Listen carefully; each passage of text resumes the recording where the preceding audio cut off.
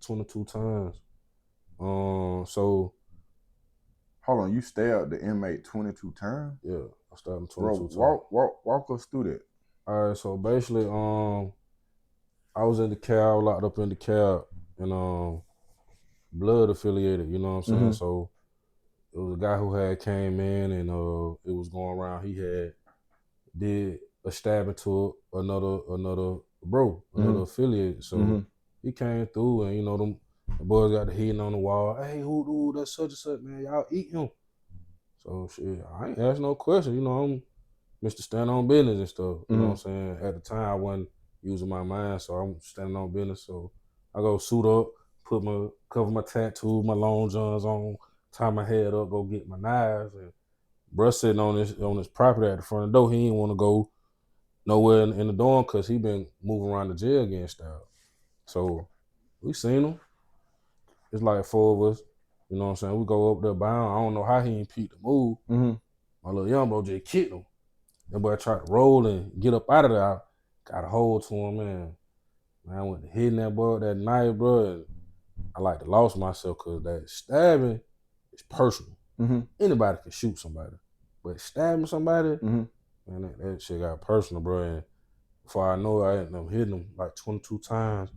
The officers came in there, they hit the pepper spray and everything. Everybody dispersed and stuff.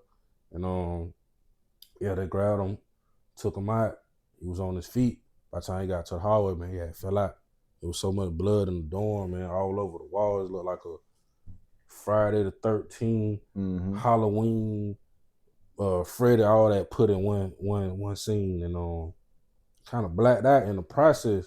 And that's why I say that stabbing is personal, bro. Like, kind of blacked out, and an officer got on the intercom. She was like, Gibson, come here. I'm like, yo, what's going on? She's like, I don't know what you did, but that boy died. I'm like, what? Hey, man, you tripping? What up, man? And the boy went to hit the wall again. Click it. Twin, what? Hey, boy, you know that boy dead?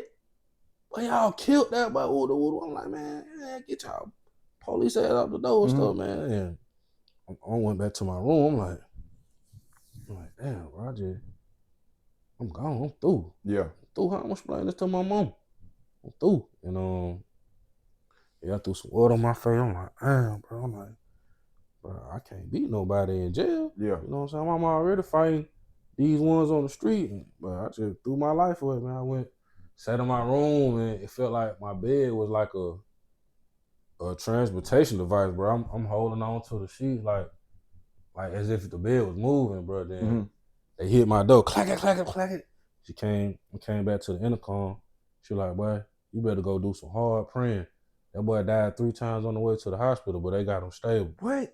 Man, bro, you talking about, man, that was the last time I caught a charge in jail, bro. So, not to mention, this happened in December. Yeah. This happened in December. This at the end of my first year. My first year, I caught 2 battery charges and 2 aggravated assaults and 4 battery charges. My first year. So I'm like, I'm catching charges like every month, every 2 months. And yeah, that was the last one. That was the one. That was God sat me down like, look, boy, either you gonna be stuck here or you gonna come home. It's on you. After that, I ain't getting no more trouble. So you just got found not guilty of murder. Yeah. In DeKalb County. Yeah. And it cost you countless dollars in 4 years of your life? 4.5. 4.5. I went to trial December 12th, 2025. Now December 11th, 2025, and that was the day I got found not guilty. Hold on, what day was it? December 11th, 2025. Bro, this fresh. Fresh. I only been home 90 days, bro. Only been home That's 90 days. Crazy. Then I had to leave from DeKalb. I went on a incarceration tour. I went from DeKalb to Clayco to Florida. Yeah. For what? And I had warrants. So okay, I'm gonna take you back. So my grandmother passed in 2019. She had a brain aneurysm, and she had been unresponsive in her crib for like 2 days. I had to kick her door in, and basically she died in my arms. You know what I'm saying? So how old are you at the time? I was 30. Okay. I was 30. And yeah, bro, I went to I was in a dark space, bro. You know what I'm saying? I was scarred. This your mama's mom or your Yeah, dad? this is my mother's Okay. mother. You know what I'm saying? And I was kind of scarred emotionally, mentally, you know what I'm saying? And I went to a little dark space, and I had been getting in trouble every year up until I got arrested for that murder. I ain't even tell you, bro. I got shot. I got a bullet in my chest. We're gonna get to all that, Yeah, bro. bro, I got a bullet in my chest, man. And yeah, man, I went to a little dark state. I had getting in trouble every year, accumulated some charges, and yeah. All right. So how do you get locked up for murder? Okay, so a situation happened. The case is closed. I could talk about it. Mm-hmm. A situation happened to where my house had got shot at. You know what I'm saying? I'm in there with the female I was with at the time and her kids, and somebody shoot at my crib, and me not knowing where it's coming from, not knowing her brothers had some issues in the streets that they brought to my crib, because at the time I was selling drugs, so my neighborhood know me, and people know me for handling business. You know what I'm saying? And so people kind of come to me like on a Bumpy Johnson type of feel. You know what I'm saying? I keep people safe. You know what I'm saying? I demand order. Yeah. You know what I'm saying? Respect and stuff like that. So when I come around, people know it's gonna be some no nonsense type thing. So people want to keep me around. And yeah, her brother brought that to my door. Folks shooting at my crib. So retaliation took place. A guy ended up getting killed. I ended up getting shot not too far from the location where the murder took place. So that's how the police tried to tie me into the location. And I didn't never knew the people who got killed or anything like that. They didn't have no enemies out here in the street, nothing like that. And the police tried to tie me into it. And this is 2021. In 2019, I'm staying in the neighborhood where a guy just got killed. And the rumor was that a guy was coming to buy guns from me, and he gave me counterfeit money and ended up losing his life. Okay. Police do their investigation. My number is the last number in his phone. I guess he's blowing me up. In the neighborhood where I'm at, the signal's bad, so he's blowing me up, and then making it look like he's trying to get in contact with me, like I had something to do with it. And they put out a warrant for me. So this is around the same time. My grandmother died in January. This is in October when Buddy get killed, 2019. So they said they got a warrant out for me. So I get locked up every year, 2019, 2020, and 21 from that point on. 2019, I got locked up in Florida after we buried my grandmother. I got locked up in Florida. That's how I accumulated a warrant in Florida. And 2020, I got locked up in Mississippi. I had a warrant in Mississippi. But What you got locked up in Florida for? Resisting arrest. I was drunk. The police pulled me and my cousin over. They said we was driving with no lights on, going up a one-way. They was lying. He had a Grand Marquis on some rims, so they was profiling the car. They pulled us over. I'm eating Popeye's chicken. We drunk. They talking about I had a weed pen that I brought from the store. It really was a vape. They said it was THC oil. They didn't do no field tests, none of that. And they was trying to handle me wrong. I had just buried my grandma, so I got tension and animosity built up. I ended up pulling one of the officers. He hit his jaw on the top of the car. They gave me resisting arrest and all this. And I ended up getting locked up in Florida. But I didn't go to court. Got you. Okay, that's why they were still waiting on you. Yeah, back then I never went to court. You ain't had no intention on going to court. I wasn't finna be caught in no courtroom, none of that. So I had warrants. And then what happened, like I said, they said they had the warrant out for me for 2019 for the murder. 2020, I got locked up in Mississippi. I got caught some ecstasy pills. And didn't go back to court. I bought it out. Didn't go back to court. In 2021 is when I got shot. I'm in the hospital under a fake name because Hold on, how you get shot? I got shot the night I told you Buddy got killed. I'm shooting dice in some apartments. And we heard the gunshots, like 100-something shots. And somebody came through in the car shooting. I caught a stray bullet in the chest. Yeah, caught a stray bullet in the chest. And I'm walking, you know what I'm saying? I'm calling my people like, yeah, I got shot. Ooh. They come pick me up. I go to Grady. Like I said, this is the same night dude got killed. So the way the system works, if you come to the hospital with a GSW, which is a gunshot wound, they register it with any crime that's been reported, and they try to make connections. So I guess this was the only call that came in about a shooting, a death. And when I came in, they tried to put the time space. They tried to make it all connect and make it look like I just killed this dude, or went and shot at him, got shot, drove to the hospital, and you know what I'm saying? Yeah. So you get arrested on what day? I got arrested on Thursday, December 28th, 2021. That's 3 days after Christmas. 3 days after Christmas. What's your mindset when they come get you, bro? Like I said, I'm in the hospital. You know what I'm saying? I'm on prescription. I'm on Percocet, morphine, tramadol. I'm asleep, and I can hear it. I'm not fully aware, but I hear my mama like, "Hey, yeah, my son is under medication. You're not finna talk to no police." You know what I'm saying? Then she came and woke me up. She was like, "Yeah, some police just came, tried to talk to him." I'm like, "Talk to me about what?" They said murder. I said, "Murder, man, please." About 2 days later, they come in. So it's a Friday. The girl I was with at the time, they went and kicked in my door looking for a murder weapon. They locked her up. Came to the hospital, put me in custody. Told me they've been looking for me since 2019. So I'm like, y'all couldn't have been looking for me for 2019. It's 2021. I got warrants. I done been arrested in Florida and Mississippi. So I'm like, how y'all been looking for me?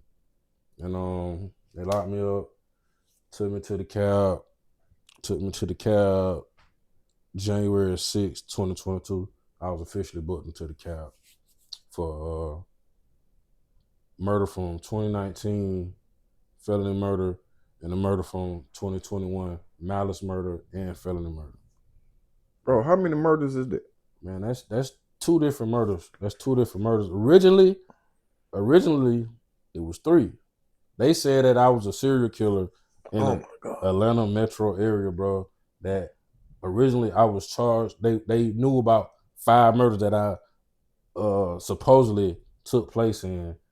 3 of them was in, 1 of them was in the metro Atlanta, 2 of them was in the DeKalb area. Never got found guilty on none of them.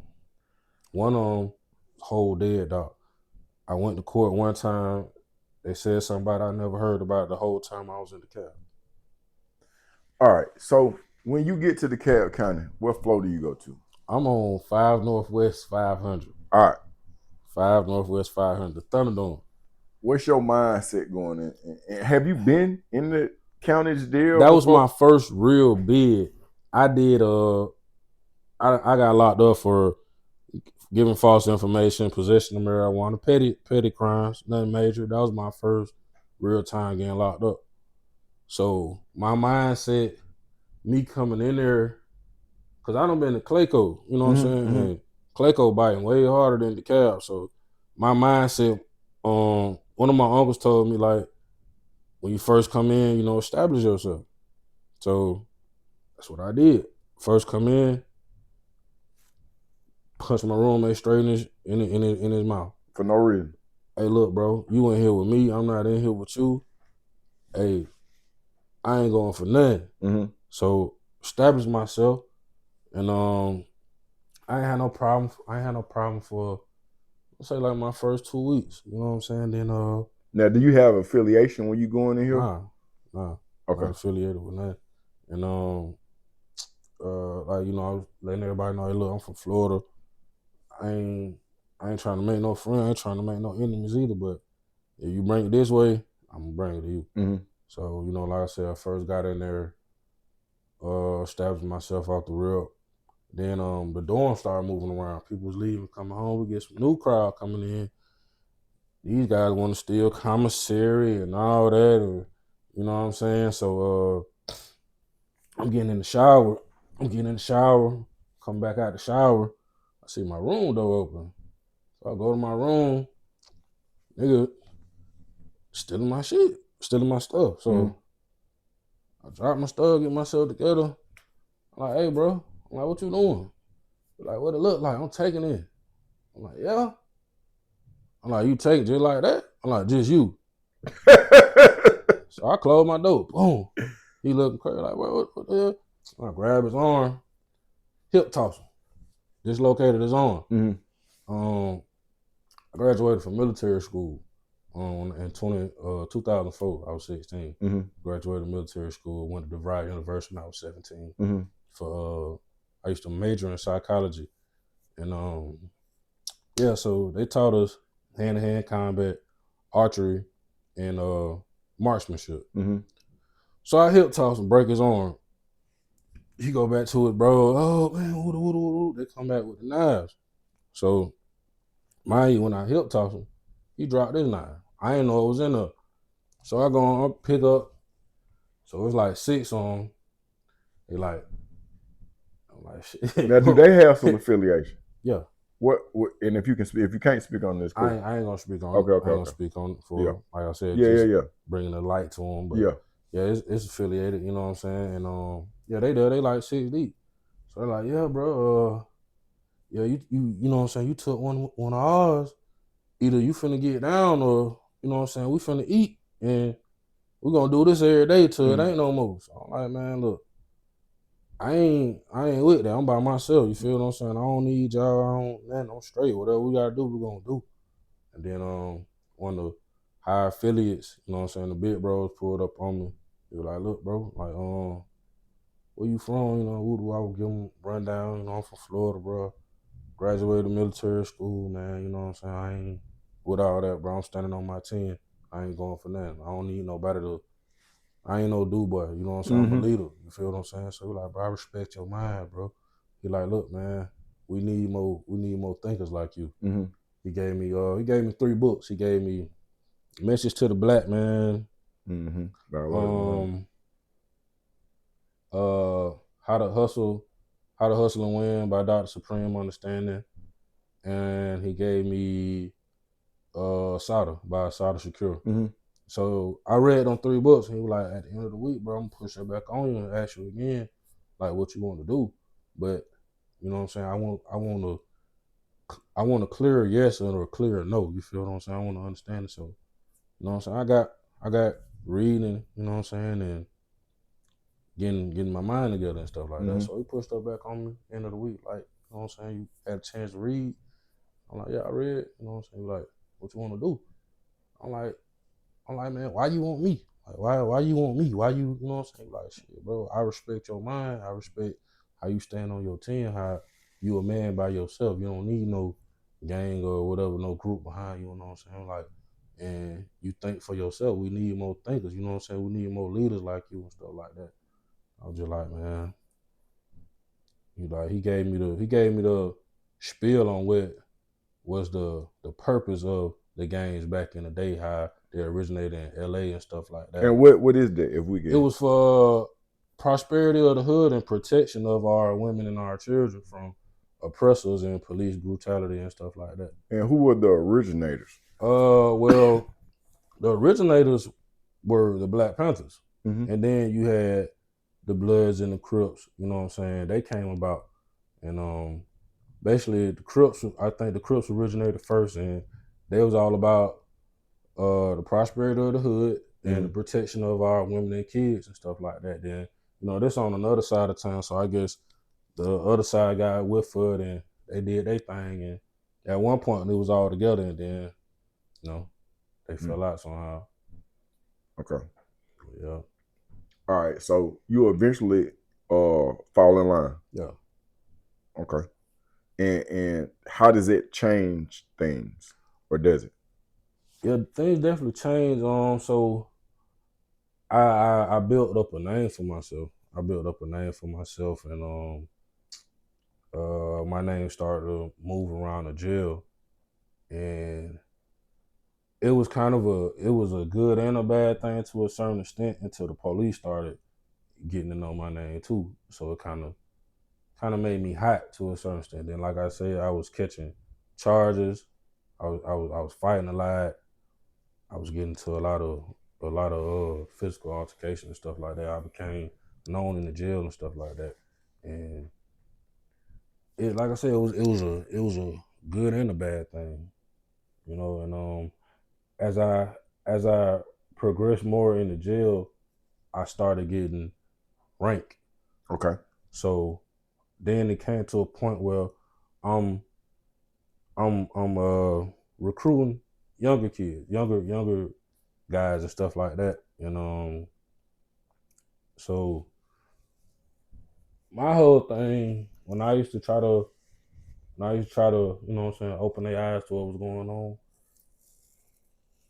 I did it for a different thing. I did it because I know these boys was lost out here. They needed brotherhood, they needed foundation, they needed guidance and things like that. So that's what I was bringing. Mm-hmm. That's what I had to offer. If somebody was to ask me what could I offer to the founder, the organization, things like that, I'm bringing structure. I'm bringing mental clarity. I'm trying to bring some consciousness. You know what I'm saying? I'm trying to bring some identification. You know what I'm saying? Try to help these brothers find out who they is, and you know what I'm saying, what it is that they don't know about themselves that they want to learn. Okay. Yeah. You have a number of infractions while you're there. Mm-hmm. Initially, we talked about the 22 stabbings. Yeah. What other infractions do you have up to that point? Well, that was my last infraction that I got. I had an aggravated assault before then where I ended up punching the guy's tooth out. And it was on some goofy stuff, man. The dude kept walking by my room, and like he walked by my room, he looking at my room, and I'm reading, and I just so happened to look up one time. I'm like, hey, bro, what you got going on? Like, why you keep walking past my room? And kind of got slick out the mouth, and I'm like, I let it go. I'm like, bro, just don't walk past my room no more. And he did it again, so I felt like it was a sign of disrespect, and me, I'm not tolerating no disrespect from nobody. Mm-hmm. So I went and punched him in his mouth and knocked his tooth out. Ended up having to get a tetanus shot because I had his tooth stuck in my fist. And I had no reason why I did it. Them folks like, man, what was that for? And he walked past my room, he got slick at the mouth. They're like, bro, you in here fighting a murder charge, bro. You got the worst charges in here. The worst. And you punching dude's teeth out because he walked past your room? Mm-hmm. He said, bro, you ain't even been here long. Like this was like my first year. Mm-hmm. He said, bro, you ain't even been here long. Like it's gonna get worse. Yeah. You know what I'm saying? It's gonna get worse. And you gonna run into people who ain't gonna be so easily to be buzzed. You know what I'm saying? You're gonna really have to move them. Mm-hmm. And that's what was going on a lot in the jail. Like it was more so you had to talk with your hands. Yeah. They respected violence more than they respected, you know what I'm saying, some good advice. This first year, how often are you going back and forth to court? At least every 2 months. And these are just calendar calls, or? Oh, you talking about for my case? Yeah. Man, okay, so the way the procedure goes is you get booked, you get arraigned, you get what it is, it's arraignment, pretrial. So basically I wasn't going to court like that. And then my whole 4.5 years, I had 5 different lawyers. I had 5 different lawyers. That sounds expensive. When I first got there, I had used my own money to get a lawyer, a private lawyer, but he ended up taking my money. I hear that a lot too, bro. He ended up taking my money. The first thing he told me was like, "Oh yeah, I can get you a bond. Ooh, ooh, ooh, ooh. Yeah, just go ahead and retain me. Get that retainer fee over. You know the retainer is non-refundable. Ooh, 500 a month. So give him the retainer. Like 2 months ago, I finally get in court for a bond hearing, not knowing I just got indicted on a Tuesday. So he don't know this. Okay. So he made it seem like he didn't know. So I called him. Can we say his name, or we want to stay away from what was that? his name? Thomas Robinson III. Thomas Robinson Black III. dude or white dude? Black dude. He one of them lawyers who sent his info in the mail. You desperate. You like, oh shit, bro. Oh, he got a good track record. He dressing it up real nice. Let me call him. So then you call him. Yeah, man. I've been practicing 20-something years. I used to be a judge over there at Clayton County. Man, look at my track record, man. I got all these people off, and yeah, man, you get me, I'm gonna get you a bond, man. We're gonna your case some BS, man. I looked at your case, and so I'm like, okay, good. I like him. Get him, retain him, bond hearing, no bond. So I'm like, bro, what's going on, bro? Oh yeah, you got indicted on April the 5th. When was you gonna tell me this? Now, mind you, I'm on a video call with him. He's smoking a cigar. Smoking a big boy cigar, Cohiba. I'm like, is that's what I'm paying for? Yeah. That's what I'm paying for. You like, what do you, excuse me? I'm like, man, to me, it look like you living your best life while I'm in here fighting for mine. But I'm giving you money that I can't accumulate no more because I'm in here. So I'm like, what are we doing here? He's like, hey man, hey, you hired me. I'm like, well, I'm like, yeah, man, if you can't get me a bond at my next court hearing, man, I'm gonna go ahead and withdraw you from my counsel, bro. But you didn't already pay him. So he like, okay, well, if that's what you feel, but you know, you behind the payment anyway. So I'm like, what? Yeah, your payment was due like last week, but I ain't say nothing. I'm like, man, hey man, look, when my next court hearing? He come to my court hearing. Like, yeah, Your Honor, I'm gonna file a motion to remove myself from counsel because from a lack of payment and all. So I'm just like, that was the first phase. I get another lawyer. He's a Muslim guy, African guy, very disrespectful to women. So my mama calling him, asking him, inquiring about my case and everything. He tell my mama, yeah, you need to stop babying these grown men, and when they get in trouble, then they want to ask their parents to woo. So I call him like, hey, bro, man, don't you ever in your life disrespect my mama, man. That's my mama. I ain't gonna say what else I said to him. I'm like, yeah, don't ever disrespect my woman. I'm like, man, I don't need you, bro. You straight, bro. Like, get lost somewhere. Yeah. Got rid of him. So I get another lawyer, but I ain't tell you, I got 2 co-defendants on this case too.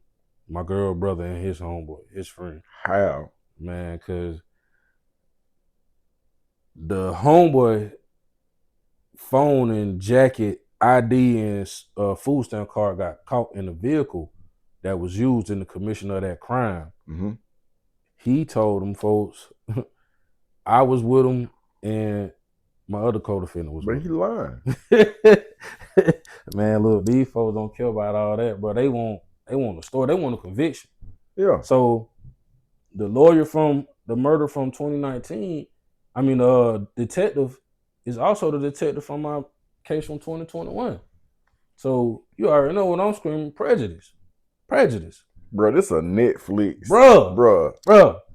Man, bro. When this shit was going on, bro, and I'm sitting here like really reminiscing on what happened, I'm just like, bro, man, I need to call Tyler Perry. For real. I need to call Tyler Perry, bro. This junk crazy, bro. Like, I can't make this up. And bro, I went through it, bro. Yeah, we gotta hit you with one of these. yeah. That's the Netflix documentary. Yeah, for real, bro. This need to be the trailer to the, no, to the documentary for real, bro. So I'm saying, so your two co-defendants, are they home? No. Okay, so in the process of going through all the emotions with this case, my co-defendant, they end up pump faking on him. They told him, hey, we got some text messages from Instagram and with you and the other co-defendant. And he was like, yeah, bro. Not to mention the victim, the dude who got killed had a friend. His friend had run-ins with my co-defendant. His name, we're gonna call him T. Mm-hmm. His name T. And he had run-ins with him. And he ended up seeing him in jail. So my co-defendant, him and some of his boys, they end up stabbing him and hitting him with the lock in the sock. Mm-hmm. So the courts looked at this like, okay, if you didn't do this crime, why are you retaliating against this individual in our facility? So them folks said, okay, we're gonna offer you 20 years for aggravated assault. And they was like, yeah, we got some text messages from Instagram. We like, they like 30 years. They like 30 years, but we willing to drop the murder. We'll drop the murder if you plead out to this aggravated assault. He ain't got no lawyer. Man, he got a public defender. Same thing I had, public defender. And he like, yeah, bro. Man, I think I'm gonna just, cause they first they offered him a 15-7. Okay. He ain't take it. So they were like, we'll drop the murder. We'll drop the murder. Plead out to this aggravated assault. 15-7. Nah, I ain't gonna take it. We end up going to trial the first time. This was December 18th. We had a mistrial. How? Why? The DA tried to slide in a photo lineup with my picture in it. So when I got my discovery, there was nothing in my discovery about me, bro. Only thing that they kept talking about was the 2019 murder. So they using that to try to stick this. They trying to tie this shit together somewhere. Mm-hmm. And so I get my discovery. It's nothing in about me. No photo lineup with my picture in it. So we get to trial. My lawyer was like, he got this new entry on his desk. Like, what is this? She like, it's a photo lineup picture with Mr. Gibson picture in it. They tried to submit. He like, oh, hey, Your Honor, I want to file a motion to dismiss. Like, on what grounds? Yeah, Your Honor, they trying to slip in some evidence into the discovery that hasn't been evaluated or inspected that or wasn't originally in there. I'm like, whoa, what? You know what I'm saying? They going through it. And like, man, look, man, it's December the 18th. We got Christmas next week, man. I got these jurors. They probably got to go out of town. I got another court I got to preside in. Mistrial. Try it again. So by law, when we look it up, they were supposed to retry the case within like the next 2 weeks. And we didn't go back to trial for a whole year. So you just sitting in the county. Sitting in there, bro. Just sitting in there, losing time, losing money, losing loved ones. You know what I'm saying?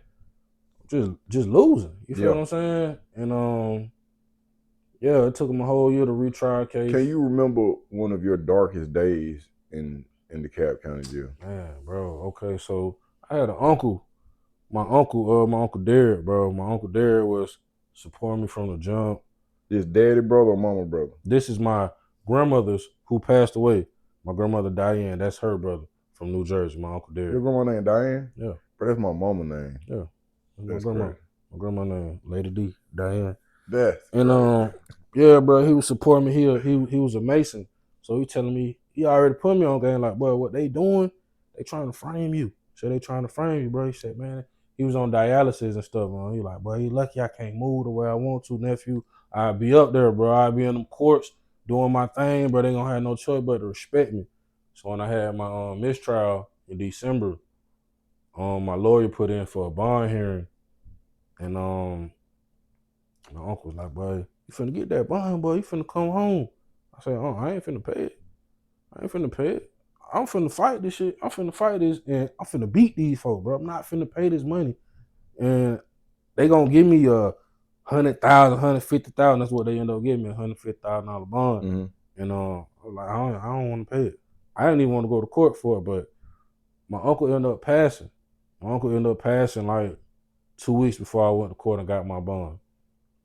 And yeah, my lawyer had to really argue that judge down because he didn't even want to give us a bond. He didn't want to give us a bond. I'm like, man, we just had a whole mistrial, man. Like, we deserve a bond. Yeah. And he was like, man, 150,000, take it or leave it. I said, man, y'all keep that, bro. My daddy like, man, property, man. I'm like, nah, I'm not finna pay no 15,000, bro, that I can't get back. We gotta pay this in full to get your money back. So I'm like, nah, don't worry about it. I'm gonna thug it out.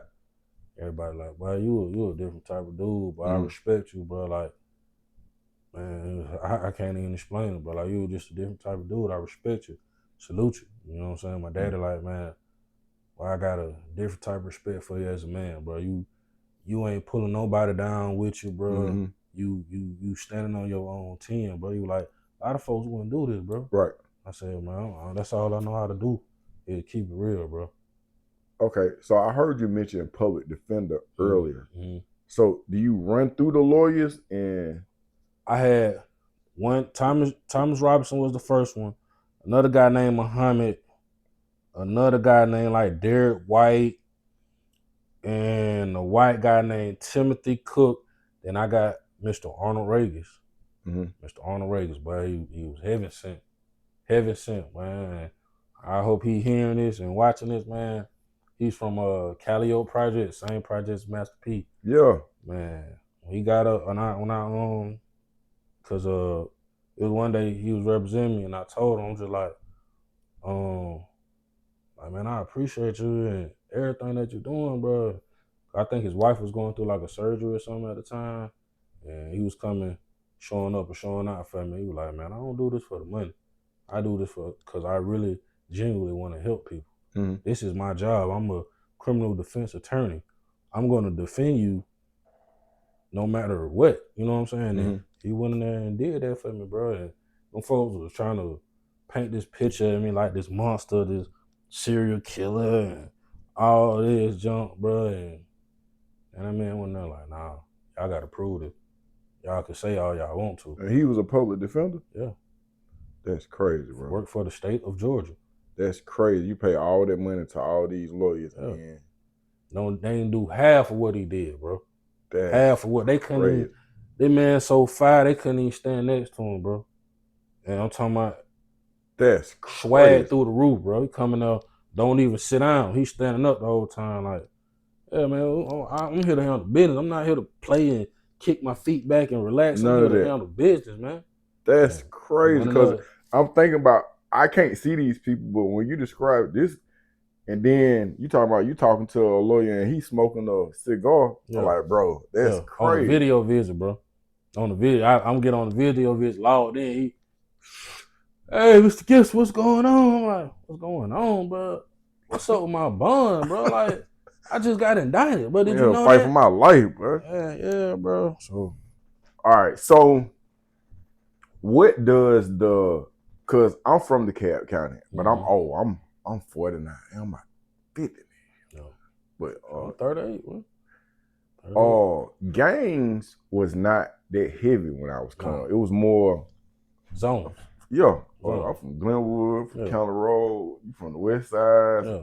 But right now, I just left Pennsylvania. And gangs. Bro, I'm telling you, like, as from 9, 10 years old, man, them folks is not for play, like in real life, in real time. And you got to respect it. Got to respect it. They not taking no disrespect. And I learned that I had to turn my homeboy just came home. He's like, my old lady's son, such, and he like, "Bye, beat." You know what? I said, "Listen, I love you to death. I done did time with you. You're an OG." I said, "Listen to me. this ain't that, bro. Yeah. This ain't that. He like, no, nigga, you didn't see me. Yeah, I have. But it's different now. It's different. It's there's a new show in town. Yeah. It's a new show in town. Right. And it don't matter if you understand how the show, but the show will go on. So I'm saying, bro, you can't go in there with no disrespect. But my question to you, and I said all that to say this, bro. What is the temperature in DeKalb County? Because in the state, you have the fluctuation of you got the good fellas. Right now, it's a war going on right now. I just got an exclusive interview that I ain't released yet, but my partner, he been in there 26 years, 27 years. It's Rolex versus Rolex right now, and it's ugly. It's the Muslims. And man, look, come on with it, man. My little bro just left Washington State down there when the Bloods and the GD popped off, and like three dudes got killed. But me personally, in DeKalb, bro, I don't seen it all, man. From for real, bro, just like dude was saying earlier, bro, I done seen niggas hang themselves, bro. I done seen niggas smoking K2 die from cardiac arrest. I done seen niggas get stabbed in the wrong place, go down to medical, don't ever come back. You feel what I'm saying? So yeah, I was tight with Amigo in there who when the Bloods was picking on him. Mm-hmm. So they end up moving all the Migos to like one dorm, like one floor type thing. And and bro ended up falling in there. Man, Amigo got him, man, they stabbed bro like 40-some times. And Amigo seen me in court, Chop, yeah. You remember, man, he beat me up. Yeah, I stabbed him, man. I'm like, I'm not laughing. Damn, bro. Damn. Yeah. So I'm saying they got the Hispanics by themselves. I mean, are they logging them in as a gang, or is it just a race thing? Well, see, okay, the way DeKalb is set up now, it's like they trying to do some kind of a classification, because you used to have, take me for instance, you used to have me in there with these murder charges. You have a 17-year-old coming up with breaking and entering. Y'all roommates. You don't want to do that. No, I ain't had no roommates. My whole time. I ain't do that. Huh? I ain't do the roommate thing, bro. How? Hey, just demanding. Hey, look, I need my own space. And then I came into a culture, EFI. I don't know if you're familiar with it. Bro, I was gonna ask you about that because T was just on my page. T a Crip. Mm-hmm. He in Africa right now. Mm-hmm. It's his birthday. But bro, he had the beads on. Yeah. And then I was on YouTube last night and I seen a young dude talking about, and I'm not trying to be funny, I'm just repeating what he said. He was like, he had that Atlanta accent. He was like, bro, something about mama. Yeah. Bro, if you can, what is that? Okay, so Ifa is a West African religion that was founded about 6,000 years ago. Mm-hmm. And it predates like Christianity, Islam, and religions like that. And what it stems from is basically ancestral worship. Is honoring those who came before us, basically. You know what I'm saying? So basically, it's the same. It's a monotheism. I think I'm saying it right. It's one God. One purpose is to live your life in accordance to God, to be as pure as you can. You know, to be as good as you can. And he has his messengers, which is they call orishas, which translates into like heavenly beings. You know what I'm saying? And Ifa stems down a lot from nature. You know what I'm saying? Things you can see, touch, hear, things you can comprehend, things that you can relate to. You know what I'm saying? And it's all about like having good character. You know what I'm saying? You do good, you get good. You do bad, you get bad. You feel what I'm saying? And it's a beautiful thing, bro. Like, is there like Christians have Bibles, Muslims have the Quran? Well, in Ifa, we have what you call odus. Odus are like stories that are passed down from when they first when it first came about to generation to generation. We don't have necessarily books because books can be manipulated. You know what I'm saying? And basically you have a Baba, which translates to a father, and you train under him and you go to him for all your problems and things like that. And he's one who's in direct contact with the spirits, and he can go to them for your problems and things like that. How did you get into? Man, I ain't gonna lie, bro. It came to me. So when I got in there, bro, like I told you, bro gave me them books. He gave me 3 books, and he was basically trying to push me onto some Islamic thing, and it just didn't grasp me like that. I was reading the Quran. I respect their theologies and everything like that. And but I kind of, when I was reading the Message to a Black Man, I was like, damn, why is Prophet Muhammad so, you know what I'm saying, he going hard, you know what I'm saying? Like, I understand his concept, what the white people did and everything, but I was like, Prophet Muhammad sound kind of racist, you know what I'm saying? So I was just like, yeah, let me step back. And then I seen that it was like different factions in Islam. So I'm like, I'm tired of the separation. I feel like religion kind of pulls us apart more than it brings us together. You know what I'm saying? Then I got on this phase to where I was looking for God so much that I found myself. And then I was looking for myself when I found God. God was in me the whole time. You know what I'm saying? So that's deep, bro. One day I had a dream that Risha, his name is Shango, and these are his colors right here. These are his beads. And he ripped open my chest. Like I told you, I had a bullet in my chest. He ripped open my chest, pulled the bullet out, and he put something else in there. And then when I woke up, I talked to one of my cousins who had been into the culture, and he was just telling me like, yeah, cuz like, that's a sign you need to come into the culture. So he recommended some books for me to read. I did my research on it, and I got in touch with a spiritual advisor who put me in the direction that I needed to do. And can you give us a title of one of them books? It's called Ephi, the Book of Wisdom, and it basically breaks down the whole program. Bro, how you spell Ephi? IFA. Oh, it's just but like it's a hyphen over I. The sound in Ephi, the sound of I sounds like an E. You need that? My dad. No, I call him back. But yeah. Okay. I'm gonna shift gears right now. What is, or who has one of the violent? Who's the most violent gang in DeKalb County, bro? In the county jail? Shit, roll out. Blood.